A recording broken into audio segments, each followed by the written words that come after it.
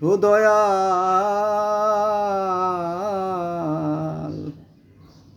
ও দয়াল, তোমায় বহু নামে ধরা ধামে, তোমায় বহু নামে ধরা ধামে, কত নামে ডাকি, জানিতে চাই দয়াল তোমার আসল নামটা কি। গান শুনছেন না? আপনারা গান শোনেন, আমি জানি ভীষণ গান শোনেন, আর গানকে অনেকে ভালো লাগে, ভালোবাসে, তো গান শোনেন। এই গানে কবি বা শিল্পী বলতেছে যে হে দয়াল, তোমায় বহু নামে ধরা ধামে কত নামে ডাকি, জানিতে চাই দয়াল তোমার আসল নামটা কি। তাই না? কোন নামে ডাকলে তোমাকে রাজি খুশি করা যায়, কোন নামে তুমি সবচেয়ে বেশি খুশি হও, তাই না? যেমন আমাদের ইসলাম ধর্মে প্রায় 100-এরও বেশি নাম আছে। খালেক, মালেক, কুদ্দুস, সালাম, রহিম, জব্বার, আব্দুল, কাদের, রহমান, রহিম, তাই না? অনেক নাম আছে। ঠিক এরকমটি সনাতন ধর্মে বহু নাম আছে, যেমন হরি, নারায়ণ, গোবিন্দ, প্রজাপতি, ঈশ্বর, আল্লাহ, ভগবান, হ্যাঁ,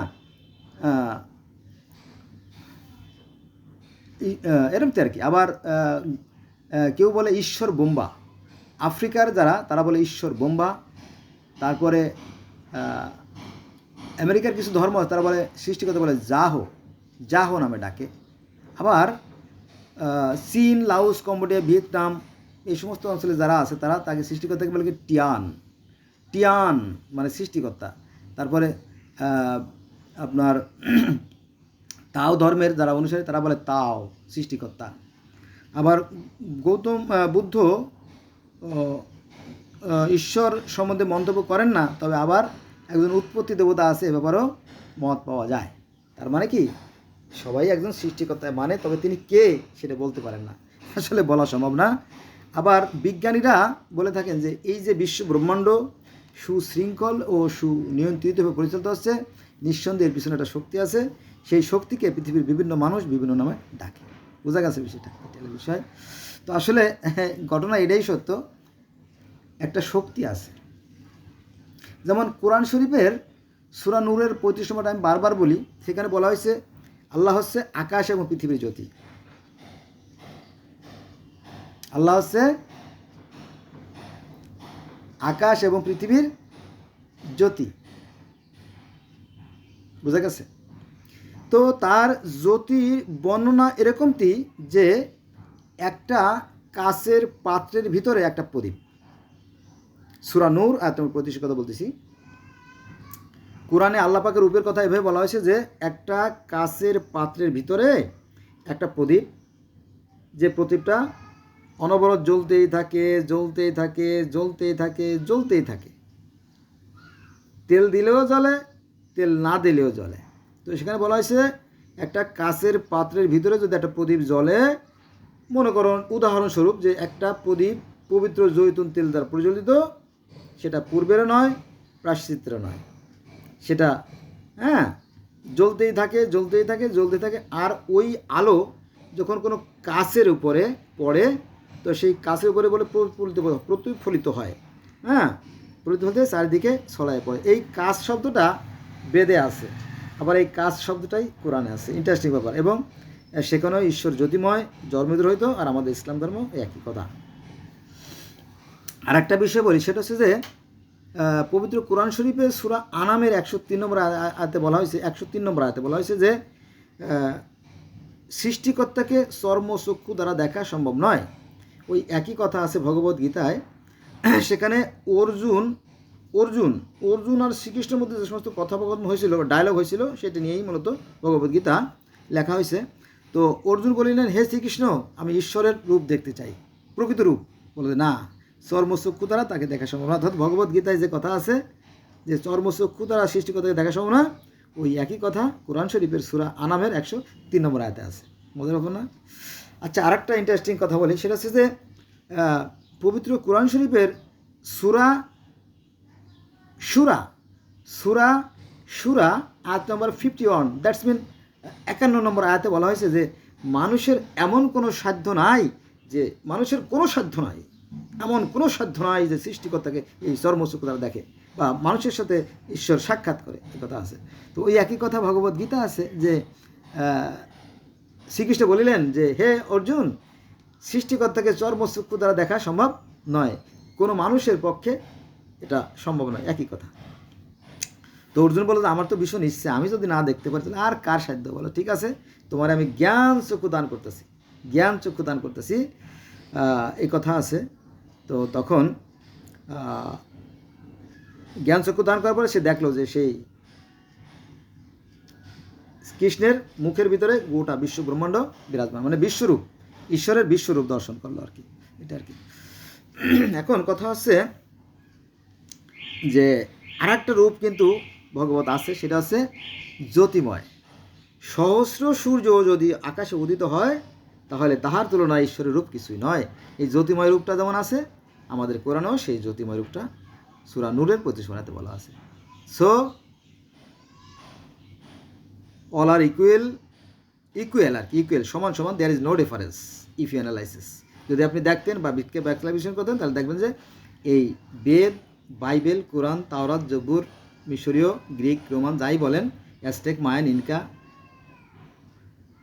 মায়ান, সব একই স্রষ্টার সৃষ্টি। এই জন্য সৃষ্টিকর্তা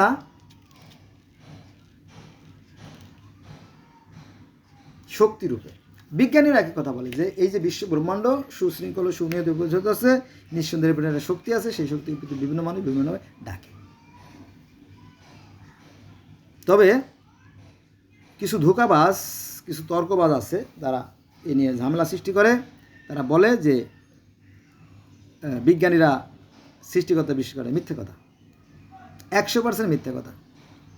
একবার নিউটন, বিজ্ঞানী নিউটন তো আপনারা চেনেন তাই না? আমি জানি আপনাদের আত্মীয় হয়, অনেকের আত্মীয় হয়। কেন জানেন? ওই যে ক্লাসে পড়ছে না, ছোটোদের ক্লাসে কিন্তু নিউটনের কাহিনী আলোচনা আছে, তার মানে সেই হিসাবে আপনি চেনেন, জানেন, এই জন্য বলতেছি। তো বিজ্ঞানী নিউটন একদিন তার রুমে এভাবে আমার মতোই বসে আছে, শুয়ে আছে। তো তারপরে তার একটা বন্ধু আসলো ঘরে, কিরে দোস্ত কেমন আছোস? আসি ভালো। বললো তো তোর টেবিলে তো অনেক সুন্দর, এরম তো একটা গোলাপ। তো বললো যে তোর এই গোলাপটা তো অনেক সুন্দর, কেরা বানাইছে? কেউ বানায় নাই। ওই কী করছ তুই? কেউ বানান নাকি? এমনি আইসে নাকি? এমনি আইসে। ওদের তুই তো কেমন জানি কথাবার্তা করছিস, তোর কথা তো আমার পছন্দ হচ্ছে না। বলে পছন্দ হয় তো কথা না, তুই তো কইস যে কোনো সৃষ্টিকর্তা নাই। তো ক্ষুদ্র একটা গ্লোব তৈরি করতে যদি একজন আবিষ্কারক লাগে, ইঞ্জিনিয়ার লাগে, তাহলে এই যে বিশাল ব্রহ্মাণ্ড এটা তৈরি করতে নিশ্চয়ই কেউ না কেউ সৃষ্টি করছে। ও দোস্ত, তুমি আমারে এইটা শিখার লাগে বলতেছো না? আসলে ঘটনা তো সত্যি, তুমি যা বলছো ঘটনা সত্যি। কারণ এই বিশ্ব ব্রহ্মাণ্ড এতই অসীম, এতই বিশাল, এতই ব্যাপক যে আসলে আমরা এই ক্ষুদ্র জ্ঞান দ্বারা উপলব্ধি করতে পারি না। সমস্যাটা এইখানে, ঠিক আছে? কারণ মানুষ হচ্ছে কি সীমিত বা ক্ষুদ্র বা সসীম, আর স্রষ্টা আছে অসীম, সীমাহীন। এখানে example is better then percept, এটা কথা আছে যে দেখতে পারলে কেউ শুনতে চান। আমি প্রমাণ দিয়ে দেবো আপনাদের। মনে করেন যে সাগর, এই সাগরের পানি কখনো কিন্তু শুকায় না। শুকায় কই যাবে? শুকায় গেলে সেখান থেকে আবার সৃষ্টিকর্তা ধরে নিয়ে আসবে, তাই না? তো এই পানি সমস্যা, কিন্তু শিশির বিন্দু বারবার শুকিয়ে যায়, শিশির বিন্দু বারবার শুকিয়ে যায়। কারণ কি? শিশির বিন্দু যতই চিক করুক, ঝিকমিক করুক, ওর আয়ুকাল ক্ষণস্থায়ী, জানেন তো? মনে করেন যে সকালবেলা আপনি ঘুম থেকে উঠলেন, ওঠার পরে বেগম বলছে, ওই সালমার মা, বললো কী হয়েছে? বললো আমি একটু বাজারে যাচ্ছি এক কাপ চা খাইতে, তুমি আমার নাস্তা পানি রেডি করো, আমি দূরের বাজারে যাব, হাটে যাব গরু কিনতে। আচ্ছা ঠিক আছে যাও।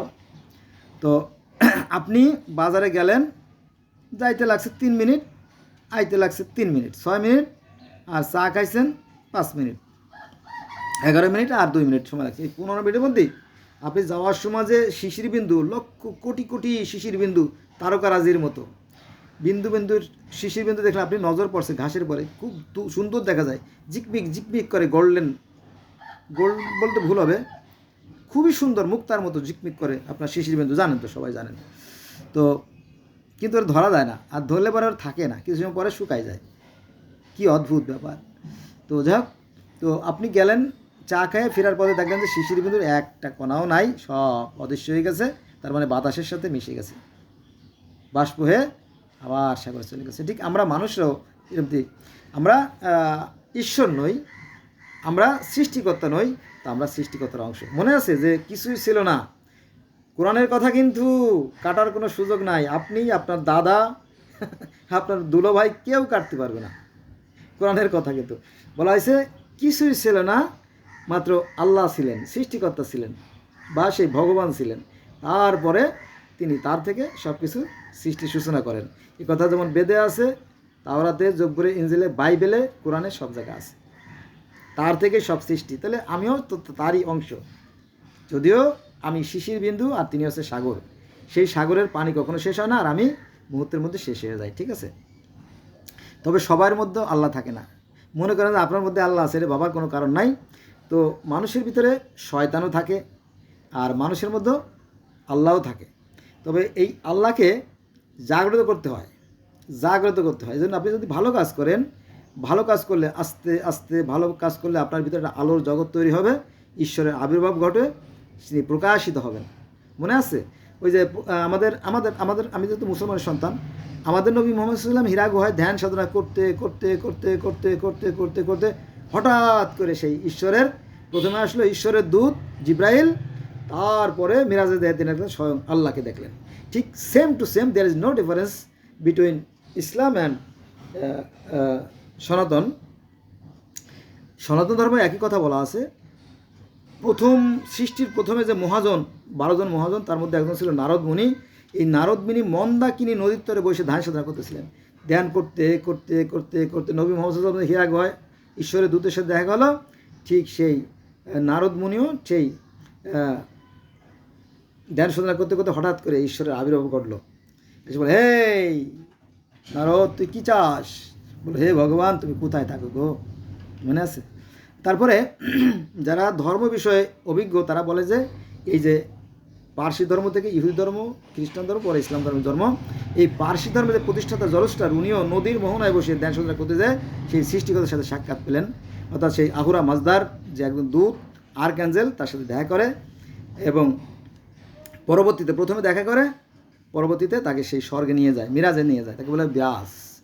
সেই পার্সি ধর্মের নামাজও আছে 5 ওয়াক্ত, রোজাও আছে, হজ আছে, জাকাত আছে, মিরাজ আছে, জান্নাত জাহান্নাম আছে, পুলসিরত আছে, সব আছে যদি আপনারা দেখতেন। কিন্তু আমরা সাধারণত ধার্মিকতার অহংকারের কারণে, হিংসার কারণে, বিদ্বেষের কারণে ওগুলো আমাদের দেখা হয়ে ওঠে না, বুঝছেন? এই জন্য ধরা পড়ে যাবেন, নিশ্চিতভাবে ধরা পড়ে যাবেন। কোনো মানুষের সাথে মানুষের হিংসা বিদ্বেষ করবেন না। All man are equal, all man are equal in the eye of law, এই অফ ক্রিয়েটর। 100% কারেক্ট। আরে মানে কি, আজকে আমরা কি শিখলাম? আজকে আমরা শিখলাম যে এই যে পৃথিবীতে আমরা 800 কোটি প্লাস, অর্থাৎ 800 কোটির বেশি মানুষ আমরা পৃথিবীতে আছি। এই সমস্ত মানুষ আমরা একই স্রষ্টার সৃষ্টি, একই আদমের সন্তান। এটা কিন্তু কোরআনের কথা। কোরআনে বলতেছে যে মানুষ ছিল একই জাতি, পরবর্তীতে তারা মতভেদ সৃষ্টি করে বিভিন্ন দলে বিভক্ত হয়ে গেছে। আমি আল্লাহ, আমার পূর্ব ঘোষণা থাকলে এটা হতো না, বুঝা গেছে? তাহলে আমরা কি জানলাম? এই পৃথিবীর সকল মানুষ আমরা ভাই ভাই, ঠিক আছে? আজকে মতো রইল, সবাই ভালো থাকবেন, আমার সাথে থাকবেন। আমি জগতের বিভিন্ন ধর্মের ছাত্র, আমি আপনাদেরকে বহু ধর্ম সম্বন্ধে জানাবো, আসলে সময়ের ব্যাপার।